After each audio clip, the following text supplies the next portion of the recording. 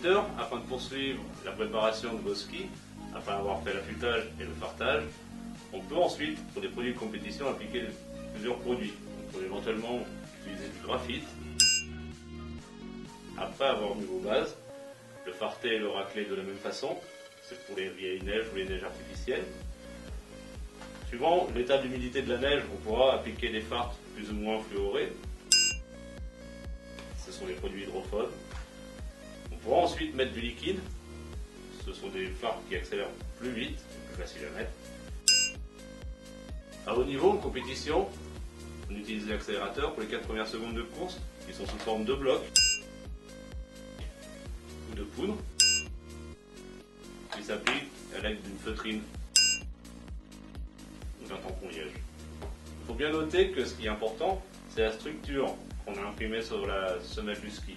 C'est elle qui va déterminer la vitesse à laquelle le ski va pouvoir aller.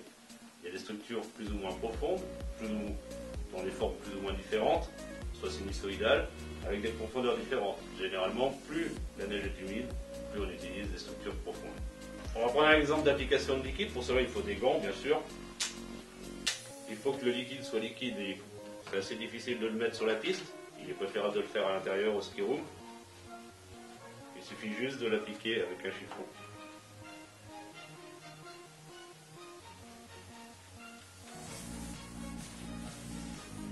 Ces accélérateurs existent donc sous forme de poudre ou de blocs. Ils sont censés durer que 4 secondes. Ce sont des produits hautement fluorés. Il faut donc en mettre très très peu. Ensuite, il faut l'appliquer avec un liège ou une feutrine.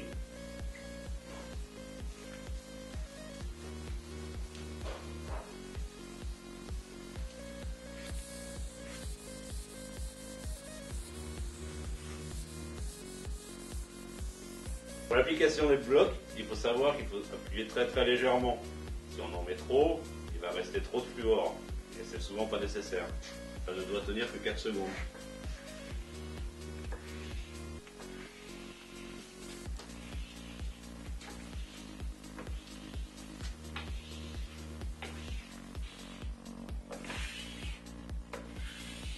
Puis après, bien illustrer avec une feutrine.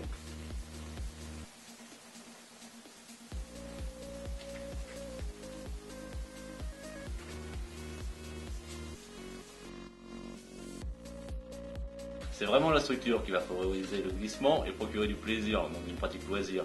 Il est vraiment donc important de bien la nettoyer, de farter le plus souvent possible. Les accélérateurs ou les liquides sont essentiellement destinés aux disciplines de vitesse. Même en géant, en Coupe du Monde, ils en utilisent assez rarement.